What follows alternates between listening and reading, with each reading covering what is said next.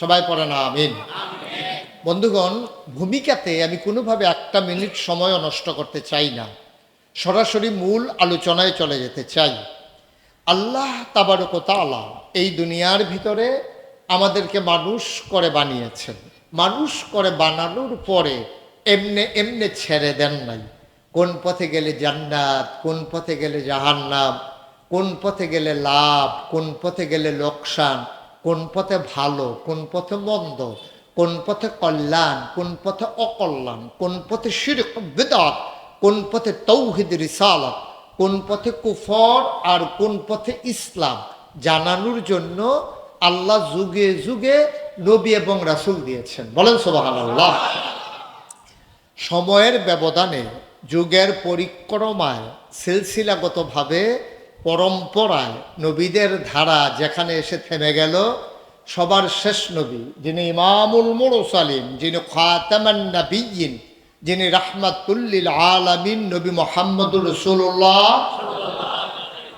মাশাআল্লাহ, সচেতন শ্রোতা, এই নবীর নাম শুনলে কি পড়তে হয়? হ্যাঁ, মাশাআল্লাহ। দুই একবার না বারবার?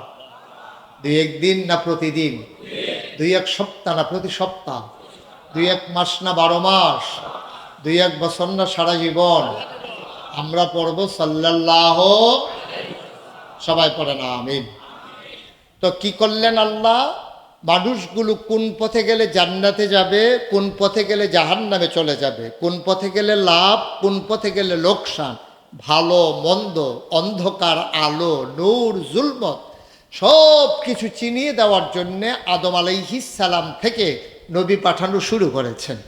একেবারে সর্বশেষ প্রান্তে এসে যাকে পাঠানো হলো, তিনি আপনার আমার নবী, আকায়ে নামদার, তাজদার মদিনা, মোহাম্মদ মুস্তফা আহম্মদ মুজতবা, সৈয়দুল মুরসালিন, ইমামুল মুরসালিন, খাতামান নবিয়্যিন, রাহমাতুল লিল আলামিন, নবী মুহাম্মদুর রাসূলুল্লাহ।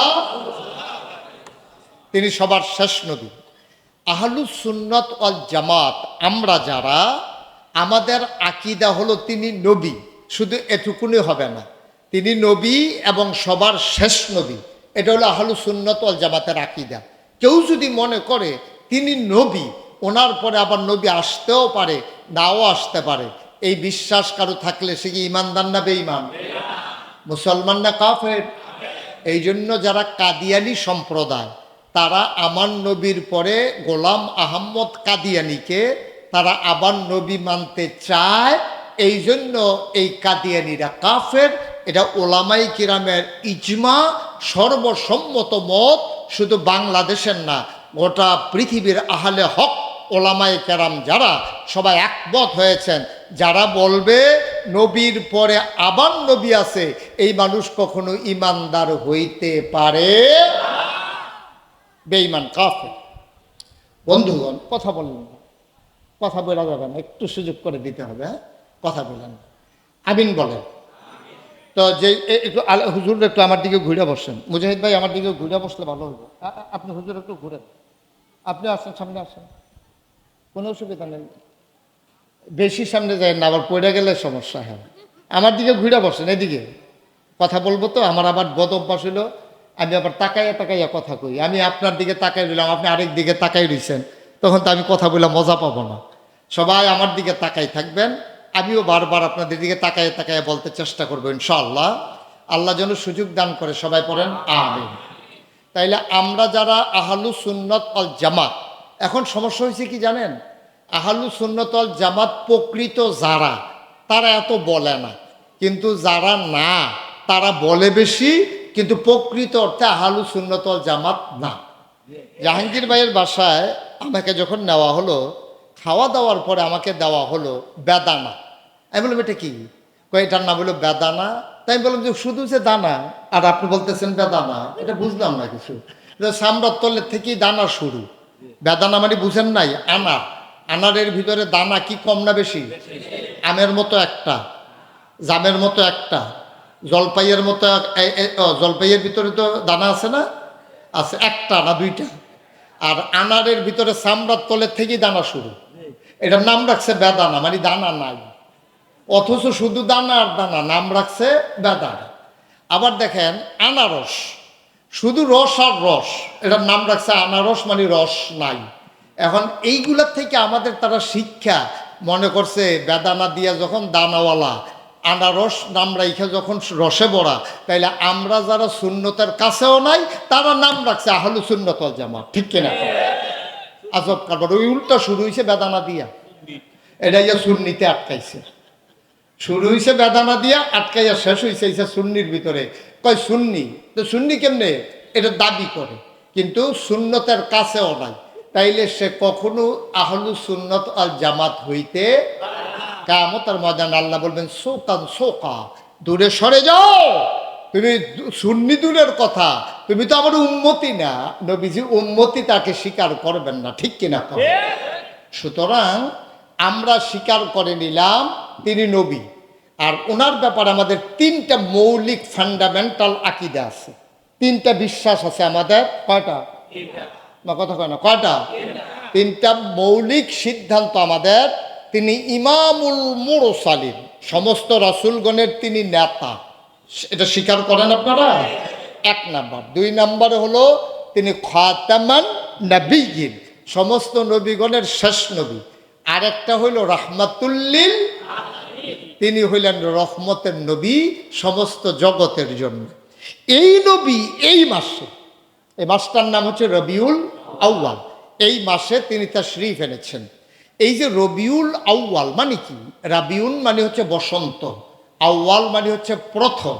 প্রথম বসন্তে, শীতের সমাপনীতে, বসন্তের আগমনে গাছের পাতাগুলো ঝরে যেমন করে নতুন করে আবার পাতা গোছায়, আর গাছে গাছে যখন ফুলের সুশোভিত শোভা দেখা যায়, সুগন্ধে যখন পৃথিবী মাতোয়ারা, ঠিক তেমনিভাবে ওই ঝড় ঝঞ্ঝা বিক্ষুব্ধ পৃথিবীতে যখন অমানিসার কালো অন্ধকার, গোটা পৃথিবীতে যখন অন্যায় অবিচারের কারণে গোটা পৃথিবী হয়েছিল মরু প্রান্তরের মতো, গাছ পাতাগুলো ঝরে গিয়েছিল, ডালগুলো মরে গিয়েছিল, তখন যে মানুষটি নতুন বসন্তের মতো, যে মানুষটি এসে ফুলে ফলে গোটা পৃথিবীকে নতুন করে সাজিয়ে দিলেন, তিনি নবী মুহাম্মদুর রাসূলুল্লাহ। এই জন্য এই মাসের, ওনার আগমনের মাসের নাম রাখা হয়েছে রবিউল আউয়াল, প্রথম বসন্ত। সুবহানাল্লাহ বলবেন না? তাহলে ওনার ব্যাপারে আমাদের মূল আকীদা বিশ্বাস কয়টা? না কথা কয় না, কয়টা? আমি আজকের আলোচনা, আপনার কি মন খারাপ? বাড়িতে ঝগড়া হয়েছে? ভুলে যান, এখন আমার দিকে পার্টিসিপেট করেন, যেটা জিজ্ঞেস করি কথা বললেন। হ্যাঁ বলেন সুবহানাল্লাহ। ও আমি মনে করছি পারে না, পারে, কয় না। পারে তো, মাশাআল্লাহ, ভালোই পারে। তো মনোযোগ ঠিক আছে তো না? আমরা শিখবো, জানবো, বুঝবো, সকাল থেকে ওই অনুযায়ী আমল করব। একদিন মরে যাব, সবাই মিলে মসজিদের মিনারে ঘোষণা করবে মানুষটা নাই, দৌড়ে দৌড়ে আসবে, কাফন পরিয়ে দাফন করে দেবে মাটির কবরে। সবাই দেখবে মাটির কবর, আমরা যেন কবরে গিয়ে দেখি মাটির কবর, মাটি নাই, মাটির কবর জান্নাতের টুকরা হয়ে গেছে। এমন একটা জিন্দেগি আমরা চাই নাকি চাই না? বা কথা কয় না, চাই না কি চাই না? চান যে অন্তত এটা কইয়েন, করলে করবেন, না করলে নাই, অন্তত বলা তো দরকার। আমরা চাই না কি চাই না? হ্যাঁ সবাই পড়ে না আমিন। আমরা চাই। তাইলে আমার নবীর ব্যাপারে আমাদের বিশ্বাস কয়টা? ইমামুল, ফাতামান, রাহমাতুল্লিল, মাশাআল্লাহ। এটার ব্যাপারে আমরা সবাই একমত, কারো কোনো দ্বিমত নাই। আমি বলছি আপনারা একমত হয়েছেন, প্রমাণ? আপনি তো একমত হইলেই হবে না, এটার প্রমাণ কি? তাইলে আমরা বলছিলাম ইমামুল, এইটার প্রমাণ দিয়ে আমরা শুরু করি, তারপরে রাহমাতুল্লিল আলামিন দিয়ে আমরা শেষ করে নেব ইনশাআল্লাহ। আল্লাহ যেন আমাকে সুযোগ দেয়, যোগ্যতা দেয়, কথাগুলো বোঝার জন্য আপনাদেরকে যেন তৌফিক দেয়, আর আমাকে যেন বোঝানোর সুযোগ করে দেয়। আল্লাহ যেন কবুল করেন। বন্ধুগণ, তাহলে এক নম্বরে ইমামুল মুরসালিন, তিনি যে ইমামুল মুরসালিন, রাসূলগণের ইমাম, তার প্রমাণ কি?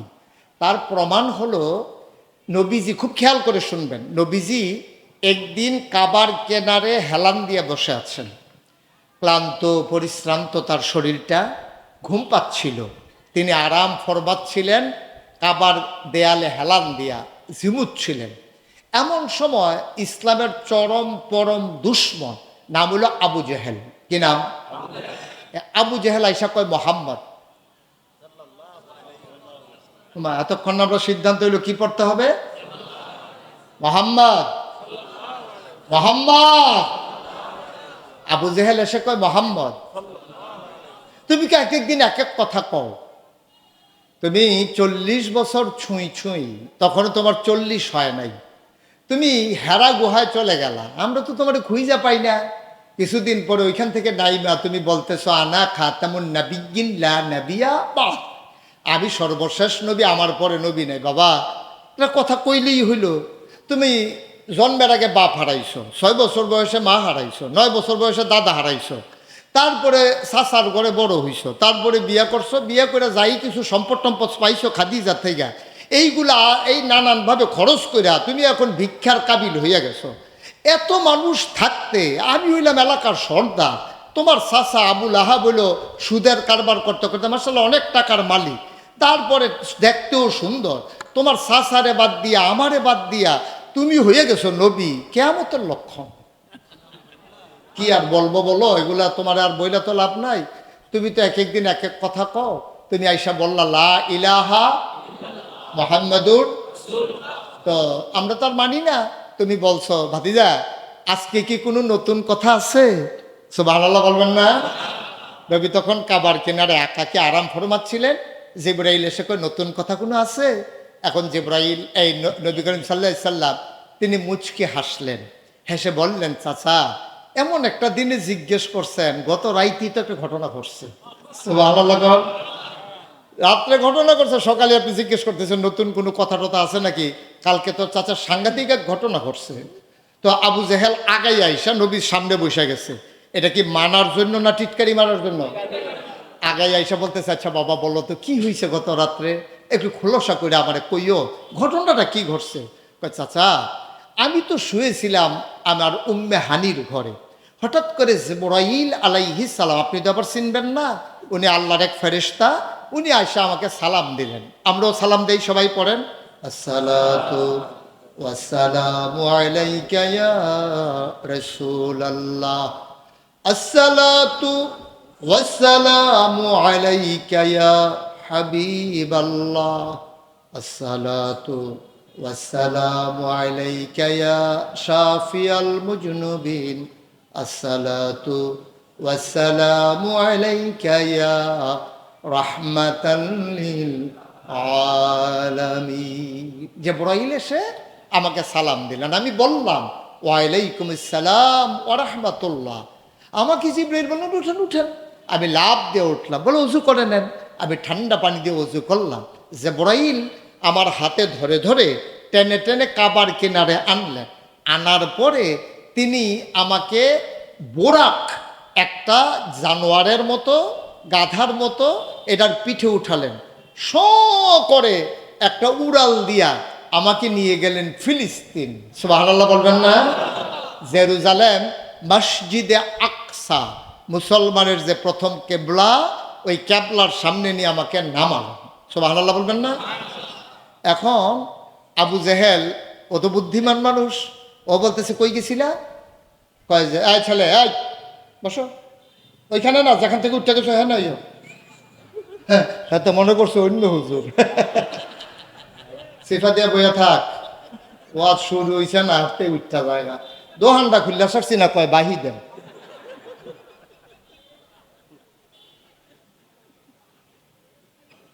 আমিন কন। সে উঠছে, ভালো হয়েছে। এখন আপনারা আর কেউ উঠার চিন্তাও করেন, যাদের নিয়ত আছে নিয়ত ভেঙে ফেলেন, কোনো সমস্যা নাই। এখন কই গেছিলা, কথা কি মনে আছে আপনাদের? নবীজি বললেন আমি গেছিলাম কই? কই গেছে? মসজিদে আকসা, জেরুজালেম, ফিলিস্তিন। কই গেছিলা গত রাত্রে? কই ফিলিস্তিন। কই এখন কই? কই যে আপনার সামনে বসে রয়েছি। বেড়া কি কম তোমার কথা, গত রাত্রে গেছো ফিলিস্তিন আর এখন আমার সামনে বসে রইছ। কয় আরো ঘটনা হয়েছে তো। কয় আর এক গাইও না। কয় উপরের দিকে আসমানে, আরে আর উঠছো না তুমি, এখানেই থাকো। আমি এখন কয়েকজন লোককে ডাক দিয়ে আনবো, আনলে ঠিক যেই কথাটা আমারে বলছো হুবহু এই কথাটা তাদের সামনে বলবা পারবা? কত সত্য কথা কমু না পারার কি আছে, ডাকতেন না। জিবরাইল কি বলে, আবু জেহেল দৌড়াইয়া গেছে সাফা পাহাড়। তৎকালীন জামানায় মানুষ যখন কোনো বিপদে পড়তো সাফা পাহাড়ে গিয়ে মানুষকে ডাক দিয়ে সাহায্য চাইতো। তো উনি ওইখানে গিয়ে ডাক দিছে, "আয়, আমার দেশের মানুষ তাড়াতাড়ি সবাই আসো।" তো নেতায় ডাক দিছে, কর্মীর দর হুঁশ নাই, সবাই দৌড়ে আসছে। আসার পরে চলো কাবার কিনারে যাই। তা কাবার কিনার থেকে যারা হজে গেছেন উমরাতে গেছে দেখছেন, কাবার কিনার থেকে সাফা পাহাড় এত দূরে না, সামান্য একটু। তো এই বলো যে ওইখানে যাই চলো, ওইখানে কি, ওইখানে মজার ঘটনা আছে। আইসা দেখে নবীজি বৈশা রয়েছে, ডাক দিয়া কয়, "মোহাম্মদ, ওই যে একটু আগে আমার কথাটা কইছিলা, এখন তারারে ডাক দিয়ে আনছি, তুমি একটু কথাটা আবার নতুন করে বাবা বলো।" নবীজি কয়, "কথা তো চাচা একটাই, এটা আপনি কইয়া দেন না, আমি যেটা কইছিলাম।" কয়, "না না না, তোমার মুখে শুনলেই ভালো হবে, কও।" তখন কইছে, ওই কথা দেয় কিছু না, ওই গত রাত্রে আমি শুয়েছিলাম উম্মেহানির ঘরে, তখন আমার ডাইকে উঠাইয়া কাবাগড়ের কিনারে আনছে, আইনা ফিলিস্তিনে নিয়ে গেছে। তারপরে আরো ঘটনা, আমি উপরের দিকে যাইতে নিছিলাম, চাচা আর যাইতে দেয় না। উনি নাকি দূরে সহ্য করতে পারতেছে না, এই জন্য আমি আর বলতে পারতেছি না, একটু কি আমি ওনারে বলছিলাম। হ্যাঁ, আবু জেহেল বলতেছে, "শোনো, কি বলছো শুনছো? গত রাত্রে সে গেছে ফিলিস্তিন, আর এখন আমাদের সামনে বসে যাই, তোমাদের মাঝে ফিলিস্তিন গেছে কে?" কয় যে, "ভাই সাহেব, আমি এই কয়েকদিন আগে ফিলিস্তিন থেকে আসছি।" কয়, "যাইতে লাগছে কয়দিন?" কয়, 30 দিন। কয়, "আসতে লাগছে কয়দিন?" কয়, 30 দিন। তাহলে যেই রাস্তাটা যাইতে 30 দিন, আইতে 30 দিন, মানে আসা যাওয়ায় 60 দিন। আর নবীজি কয় গত রাত্রে গেছে, এখন আবার কাবার কিনারে আছে। এখন ওদের কাছে তো অতি আশ্চর্য, অসম্ভব, পাগলের কথা, এটা তো হইতেই পারে না, যুক্তিতে মিলে না, কোনো বুদ্ধিতে আসে না। সে কয় কি, সে যে নবী না, এই পাগলামি কথা, এটা হইলো আরেকটা প্রমাণ। নাউজুবিল্লাহ বলবেন না? এখন আবু জেহেল বলতেছে, "শোনো, আমি যে বলি মোহাম্মদ পাগল, তোমরা তো কথা শুনো না। এই যে দেখো পাগল কারে কয়, বেড়া যাইতে 30 দিন, আবার আসতে 30 দিন, হারে হে কয় রাত্রে গেছে, এখন আমাদের সামনে বৈশা রয়েছে, এগুলো কথাইগুলা।" এখন সবাই বলতেছে, "চাচা, ভাই সাহেব, আপনি আমাদেরকে ধমক দেন কি করতে? আপনি যেমন মোহাম্মদের নবী মানেন না, তো আমরাও তো মানি না। তা আপনার যেই অবস্থা, আমাদেরও তো সেই অবস্থা, যে সাহেব কইলো যা বললো, এতে আমাদের কি আসে যায়?" ওনারই নিয়া বেশি পাগল হইছে আবু বকর সিদ্দিক। ওনারে আইনা দেখিয়ান এই কথাটা বইলা আবু বকরের ইসলাম থেকে সরানো যায় কিনা, ওনার জন্য নবী না মানে এটা কায়দা করা যায় কিনা, এই একটা বুদ্ধি চলেন করি। একজন বলতেছে, আবু জাহেল বলতে, "যাও, আবু বকরকে ডাক দিয়ে নিয়ে আসো।" একজন দৌড়াইয়া গিয়া বলছে, "আবু বকর ভাই সাহেব, জাহেল ভাই সাহেব আপনাকে ডাকেন।" তো এই কথা বলার পরে আবু বকর সিদ্দিক দৌড়াই আসছে, আইসা দেখে নবীজি কাবার ভিতরে হেলান দিয়া বৈশা রয়েছে। মনে আছে না কথা? সব দিক দিয়া কাফের গেরাও দিয়া রাখছে। আবু বকর সিদ্দিকের মনটা একেবারে আপনার ভয় ঢুকে গেছে। আরে এই পাগলের দল আমার নবীরে না জানি কোনো বেইজ্জতি করলো, গায়ে হাত উঠাইলো কিনা। আবু বকর সিদ্দিকেই নবীজিকে দেখা, "আসসালাতু ওয়াসসালামু আলাইকা ইয়া রাসূলুল্লাহ।" নবী বললেন, "ওয়ালাইকুম আসসালাম ওয়া রাহমাতুল্লাহ।" এটুক বলার পরে কোনো কথা হয় নাই, কেউ কিচ্ছু বলে নাই।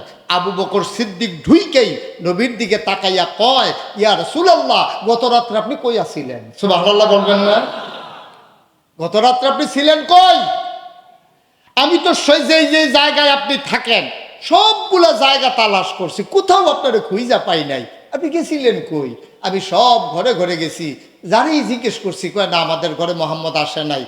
নবী গো, সারাটা রাত আমি ঘুমাইতে পারি নাই, আমি অস্থির হয়ে গেছিলাম, ওরা আপনাকে আবার গুম করে ফেললো কিনা। এই গুম শুধু যে 17 বছর হয়েছে তা না, আগেও ছিল। এটা যেটা মানছে আর কি, এই গুম ওরা পাইলো কই? ওইখান থেকে পাইছে। এখন বলতেছে, "আমি তো ভয় পেয়ে গেছি, আপনারা কেউ গুম করে ফেললো কিনা, আপনাকে কেউ মারলো কিনা, আপনাকে তাড়াই দিল কিনা, আপনি গেছিলেন কই?" এখন কাফের একজন আরেকজনের দিকে চায়, "আনছিলাম সোডান উল্লেখ হে দেহি রাজ সাক্ষী হইতে আছে।" নবী কয়, "ছিলাম না", আর হ্যাঁ কয়, "পাই নাই।" তো কথা আরো সাক্ষী না হইল, তো হ্যাঁ ছোটাবে কেমনে? এবার যখন একজন আরেকজনের দিকে তাকায়, "জাহেল ভাই সাহেব, আনছিলেন আবু বকর সোডানের লেগে?" হ্যাঁ তো কয়, "পাই নাই।" নবী কইছিলাম না, তারও সাক্ষী না হইলো, লাভটা হইল কি? এবার আবু বকর সিদ্দিকের উপরে সব রাগ গিয়া পড়ছে, আবু জেহেলের। আবু জেহেলকে বলতেছে, আবু জেহেল বলতেছে, আবু বকর, তুমি তো ব্যবসা ট্যাবসা করো, যুগ বিয়োগ বুঝো, লাভ লস বুঝো, ভালো মন্দ বুঝো, তোমার জ্ঞান গরিমাও ভালো। আচ্ছা, তুমি কি শুনছো মোহাম্মদ কি কয়? কয় কি কইছে? কয় মোহাম্মদ কয় ও নাকি গত রাতে ফিলিস্তিন গেছিল। তুমি ফিলিস্তিন গেছো না? কই জি গেছিলাম তো। কয়দিন লাগে? কয় 30-32 দিন লাগে। কয় তো মোহাম্মদে তোমার রাজে তারে নবী মানো? সে কয় গত রাত্রে নাকি ফিলিস্তিন গেছিল আর এখন আমাদের সামনে বৈশা রইছে। এবার বলো তুমি যে ওরে নবী মানো, পাগল কারে কয়? আবার চিন্তা করে দেখো। জোরে কর নাউজুবিল্লাহ। আবু বকর রাদিয়াল্লাহু তাআলা আনহু তিনি ডাক দিয়ে বললেন, ও আবু জেহেল, তুমি যেই কথাটা এখন বললা, এই কথা কি আমার নবী বলছেন না তুমি বানায়া বানায়া বলতেছো? আবু জেহেল কয়, আমি তো বানাইয়া কত কথাই কই, তোমার নবীর নামে ফিলিস্তিন গেছে এই কথা বলার আমার ঠেকা কি? আমি এটা বলি নাই। তোমার মোহাম্মদই বলছে গত রাত্রে নাকি সে ফিলিস্তিন গেছে, এখন এখানে আছে। তুমি কও দেখি আবু বকর, এটাকে বিশ্বাস করা যায়? 60 দিনের রাস্তা, রাতের বেলা গেল, সকালবেলা আমাদের সামনে বসে আছি, কেমন করে বিশ্বাস করা যায়? আবু বকর রাদিয়াল্লাহু তাআলা আনহু ডাক দিয়া কয়, এটা যদি নবীর কণ্ঠে বলে থাকে আর তোমরা যদি সাক্ষী দাও, আমি নবীর মুখে শোনাও লাগবে না। যদি নবীজি বলে থাকে তাইলে সত্যি সত্যিই তিনি ফিলিস্তিন গিয়েছে।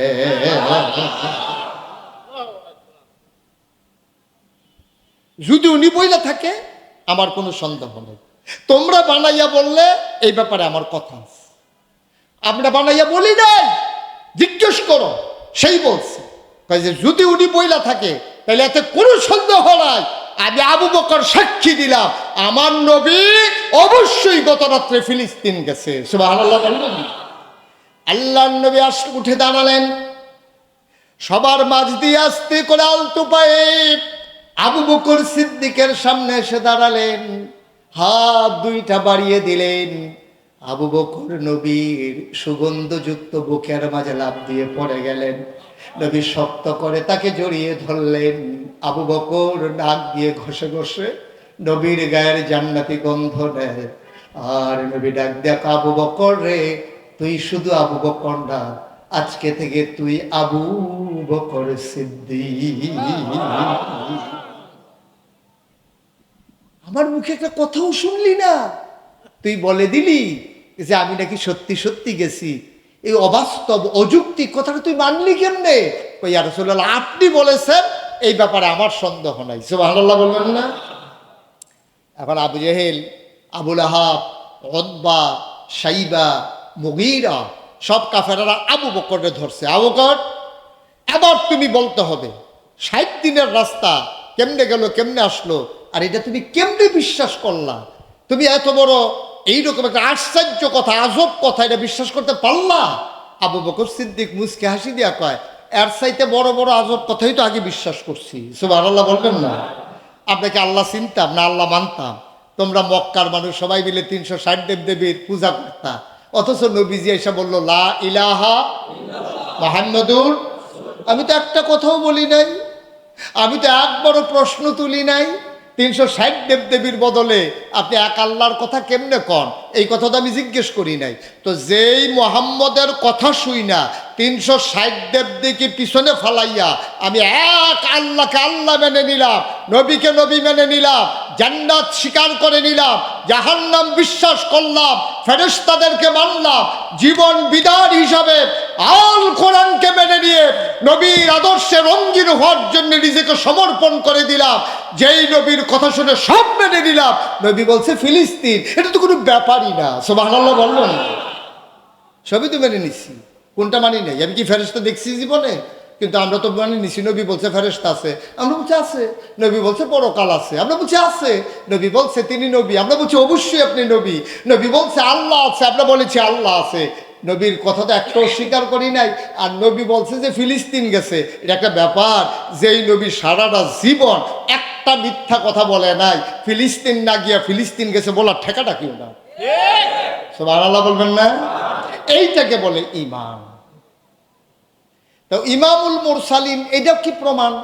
তো আচ্ছা বুঝলাম, তুমি এখানে গেছিলা? কহ কি লেগে গেছিলাম? আমিও তো জানি না কি লেগে গেছিলাম, আমার নিয়ে গেছে। নেওয়ার পরে আমাকে যখন নামাইলো, আমি গিয়া দেখলাম মসজিদে আকসার সামনে ওট, গাদা, তারপরে ঘোড়া সবগুলো বেঁধে রাখছে। আমি বললাম জিব্রাইল, এত রাত্রে এগুলো যে কে আসছে? ভিতরে গেলেই দেখবেন। আমাকে নিয়ে যাওয়া হলো। আমি দেখলাম মসজিদে আকসাটা কানায় কানায় পূর্ণ, একজন মুসল্লি বসবে এমন একটা জায়গাও নেই। সুবহানাল্লাহ বললেন না? তো তারপর আমি বললাম জিব্রাইল, আনসুই যখন একটু আগে আনতা, অথবা জায়নামাজ দিয়ে আনলে একটু জায়গা রাখতা আমার লেগে। এই যে পুরো মসজিদ ভরে গেছে, আমি দাঁড়াবো কই? আপনার জায়গা আছে তো, সামনে আসেন। আমাকে টেনে টেনে সামনে নিয়ে যাওয়া হলো। আমি বললাম ওরা কারা? তো এখানে আপনার আব্বা আদম, সুবহানাল্লাহ বলবেন না?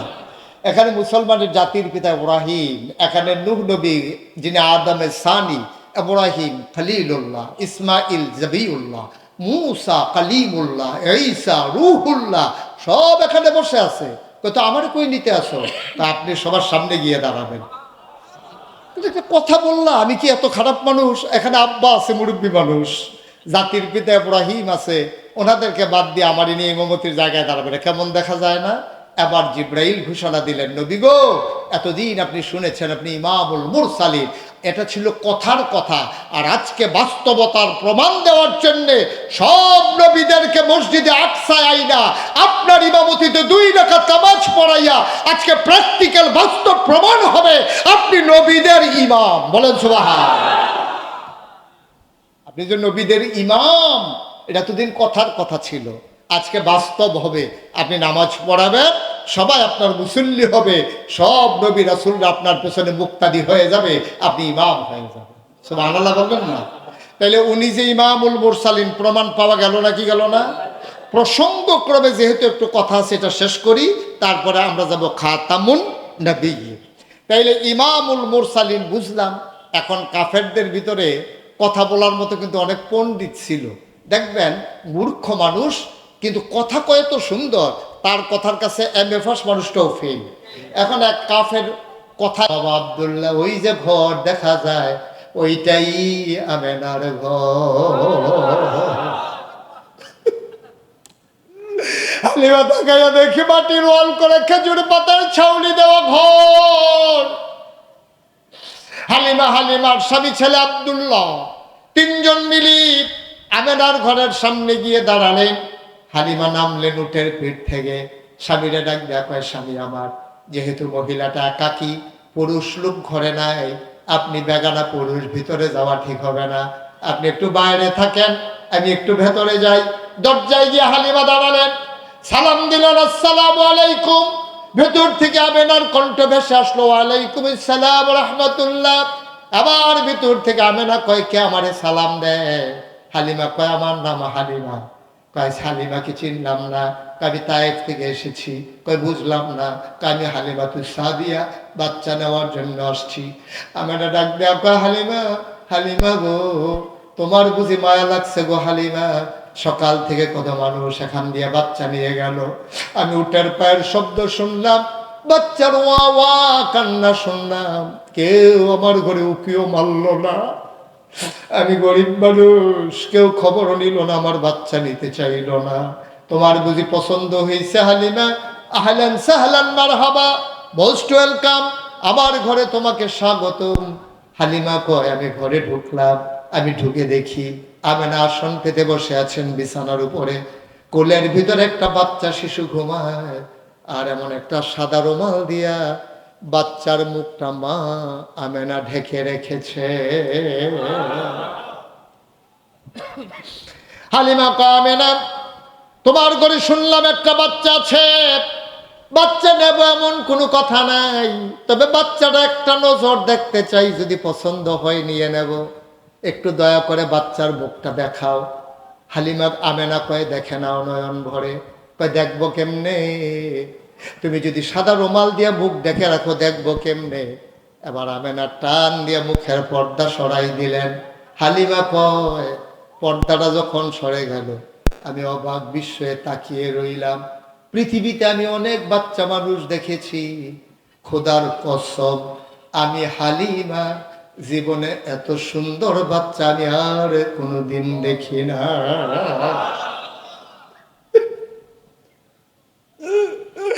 আমি কোনোদিন অত সুন্দর বাচ্চা দেখি নাই। মানুষ এত সুন্দর হইতে পারে আমার জানা ছিল না। মুহাদ্দিসিনে কেরাম, মুফাসসিরিনে কেরাম পরবর্তীতে জবাব দিয়েছেন, হালিমা কথা বলতে হিসাব মিলাইয়া বইল, তুমি বলতেছো এত সুন্দর বাচ্চা দেখো নাই, দেখবা কেমনে? আর চাইতে সুন্দর আমার আল্লাহর কাউকে বানায় না। তুমি কেমনে দেখবা? এর চাইতে সুন্দর বাচ্চা তো আল্লাহ বানায় নাই, তুমি দেখবা কেমনে গো হালিমা? হালিমা কয়, বাচ্চাটা দেখি চোখ বন্ধ করে ঘুমায়। আমি অপলক নয়নে বাচ্চাটার দিকে তাকিয়ে আছি, আমার নজর সরাইতে পারতেছিলাম না। এবার আমি মনে মনে চিন্তা করলাম, আমি তো ওরে দেখলাম, ও তো আমারে দেখলো না। ও যদি চোখের কোণা একটু খুলতো, পাতাটা একটু লড়তো। আমি যখন এই কথা বললাম, খোদার কসম আমি মনে মনে বলেছি, কাউকে বলি নাই। হঠাৎ করে আমি তাকাইয়া দেখি ওই ছোট বাচ্চাটার ওই চোখের পাপড়িগুলো এমন করে দুল খাইতেছে। আমি হালিমা অবাক বিস্ময়ে তাকিয়ে দেখলাম, আমার মনে হইল মৃদু মন্দ বাতাসে গোলাপি রঙের এক একটা গোলাপ পাপড়ি যেন দোল খাইতেছে।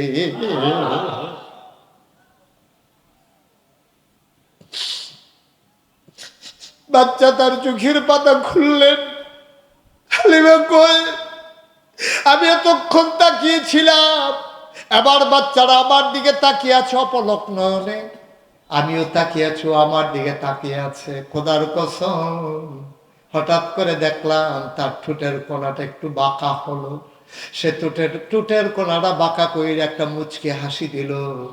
সাথে সাথে আমার কলিজাটা দুইটা ভাগ হয়ে গেল। আমি ঘরের বাইরে গেলাম দৌড়ে গিয়ে বললাম, স্বামী, ও স্বামী, কোনো টাকা পয়সার হিসাব নাই, একটা টাকাও যদি আমেনা না দেয় এই বাচ্চা ফালাই আমি যাইতে পারবো না গো স্বামী। আমার কলিজাটা দুইটা ভাগ হয়ে গেছে, আপনি না করবেন না, এই বাচ্চা আমার নেওয়াই লাগবে, আমি নাইলে পাগল হয়ে যাব। আপনি অনুমতি দেন, আপনি আমার অনুমতি দেন, টাকার হিসাব নাই।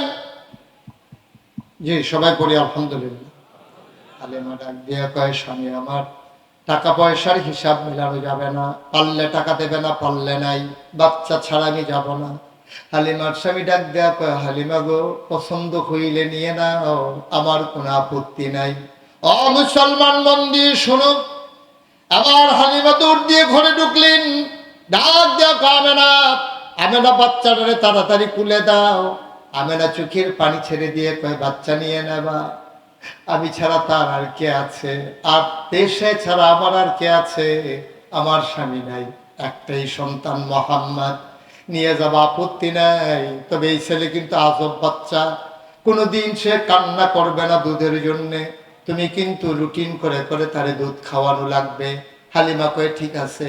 ওই শোনো শোনো শোনো, এটা কিন্তু একটা আজব বাচ্চা, যে যখন আমার পেটে ছিল 10 মাস 10 দিন বাচ্চারা পেটে ছিল, খোদার কসম আমি টেরে পাই নাই আমার পেটের ভিতরে যে বাচ্চা আছে। এটাকে আজব বাচ্চা। হালিমা বাচ্চা যখন দুনিয়াতে আসে, মায়ের বেহুশ হয়ে যায়, কাঁদতে কাঁদতে অস্থির হয়ে যায়। আমার মোহাম্মদ যখন দুনিয়াতে আসে, আমি একটা পিঁপড়ার কামড়ের মতো টের পাই না। ও হালিমা, এটা একটা সাংঘাতিক আজব ধরনের সন্তান। কোনোদিন সে কান্না করে না, ঘুম পাড়াই দিলে তার ঘুম থেকে সে নড়াচড়া করে না। আমি হাম্মামে গোসলখানায় ঢুকেছি গোসল করার জন্যে, সে তার ঘুম পাড়াই গেছি, আমি গায়ে পানি ঢেলে ফেলেছি। হঠাৎ করে দেখলাম, কান পেতে শুনলাম ঘড়ির ভিতরে কি যেন নড়াচড়া করে। আমি গায়ে পানি ঢেলে দিয়েছি, আমি জানালা দিয়ে উকি মেরে তাকাইয়া দেখি আমার মোহাম্মদ খিলখিল করে হাসে, আর হাত দিয়া কি যেন সে ধরতে চায়। আমি তাকাইয়া দেখলাম আমি মোহাম্মদের একটা খেলনা কিনা দিতে পারি নাই। তার আব্বা ছাড়া সন্তান, তার বাবা নাই, কাগজের একটা ফুল কিনে দিতে পারি নাই। খোদার কসম আমার মন চেয়েছে তারে যদি একটা খেলনা কিনে দিতে পারতাম, কিন্তু আমি কোনোদিন একটা খেলনাও কিনে দিতে পারলাম না। কিন্তু এই মোহাম্মদ, আমি তাকাইয়া দেখি হাত নেড়ে নেড়ে কি যেন ধরতে চায়। আমি তারে খেলনা কিনা দিতে পারি নাই গো হালিমা। আমার আল্লাহ তারে খেলনার বাকি রাখে নাই। আকাশের চাঁদ আর তারাগুলাকে খেলনা বানাইয়া আমার মোহাম্মদের হাতের নাগালে পাঠাই দিছে। অমৌচাকের মুসলমান, মুশতাক ফৈজি কোনোদিন তোমাদের কাছে আসে নাই, আর কোনোদিন আসবো কিনা জানি না। তবে মন দিয়ে শুনে রাখো, এই নবীর মর্যাদা অনেক বেশি। তিনি ইমামুল মুরসালিন, তিনি খাতামান নাবিয়িন, তিনি রাহমাতুল লিল আলামিন, সব ঠিক আছে। কিন্তু কেন এই নবীকে আল্লাহ পাঠাইল? আল্লাহ নিজেই বলে দিলেন, লাকাদ কানা লাকুম ফি রাসূলিল্লাহি উসওয়াতুন হাসানা। তিনি মডেল, তিনি আইডল, তিনি আইকন। এমন একটা দিক নাই নবী যেইটা শিখাই দেয় নাই। আজকে মৌচাকের মানুষ যারা এসেছো, তুমি যদি সারা সন্তান হতে চাও, তাহলে আমার নবীজি হালিমার সাথে যেই ব্যবহার করেছে, তুমিও যদি এমন ব্যবহার তোমার মায়ের সাথে করতে পারো, তুমি হয়ে যাবা এলাকার জগতের সারা সন্তান, ঠিক কিনা? তুমি যদি সারা স্বামী হতে যাও, আল্লাহর নবী বিবি খাদিজার সাথে যেই ব্যবহার করেছেন, বিবি আয়েশার সাথে যেই ব্যবহার করেছেন, তুমিও যদি এমন ব্যবহার তোমার বিবির সাথে করতে পারো, খোদার কসম তুমি হয়ে যাবা এই জগতের সেরা স্বামী, ঠিক কিনা? নবী উসওয়াতুন হাসানা, তিনি মডেল, তিনি আইডল, তিনি আইকন, তিনি অনুপম আদর্শ। তিনি দেখিয়ে গিয়েছেন কেমন করে অন্ধকার জগৎকে আলোতে ভরিয়ে দেওয়া যায়। আজকে আমরা যারা এখানে আসছি, এত লোক লাগে না। নবী যখন মক্কা ছেড়ে মদিনায় গেলেন, আর মক্কায় যখন কাফেররা আক্রমণ করলো, সেই দিন নবীর পক্ষে মাত্র 313 জন লোক দাঁড়িয়েছিল। এই 313 জনের রক্তের বিনিময়ে, যুদ্ধের বিনিময়ে, আর সাহাবায়ে কেরামের শাহাদাতের বিনিময়ে আল্লাহ তাবারক ওয়া তাআলা ওই ইসলামের কলেমা খচিত পতাকাকে পথ পথ করে উড়িয়ে 1000 মানুষকে কচু টাকা কাটা করে মক্কায় বিদায় করে দিয়েছিলেন, ঠিক কিনা? আজকে বাংলাদেশে 18-19 কোটি মানুষ, এখানে শতকরা 92 জন লোক মুসলমান। গোটা পৃথিবীতে 850 কোটি মানুষ, এখানে আবার 200 কোটির উপরে মুসলমান, আবার 250 কোটির উপরে মুসলমান। আমরা তৎকালীন জমানায় নবী মাত্র 313 জন দিয়ে যদি এই বৈপ্লবিক পরিবর্তন ঘটাইতে পারে, মৌসাকের এই জমিনকে ইসলামের রঙে রঙিন করার জন্যে, কলেমা খচিত পতাকা পথ পথ করে ওড়ানোর জন্যে, আজকে যদি আমার এই মধ্যে মুজাহিদ যুবকেরা, বয়সের ভারে নুজু হয়ে বৃদ্ধ বাবারা আজকে যদি চিৎকার করে ঘোষণা দিতে পারে, এই পথে চলতে গেলে যেমন করে মক্কার মুসলমানদেরকে ছেড়ে দেওয়া হয় নাই, যেমন করে নবীকে তায়েফের ময়দানে ছেড়ে দেওয়া হয় নাই, আমরা যদি আল্লাহর জমিনে আল্লাহর দিন চাই, আমরা জানি মামলা হবে, হামলা হবে, জেল জুলুম নির্যাতন হবে, প্রয়োজনে জীবন দেওয়া যাবে। ঈমান দেওয়া যাবে না, রাজি আছো কিনা? হাত তুলে দেখা।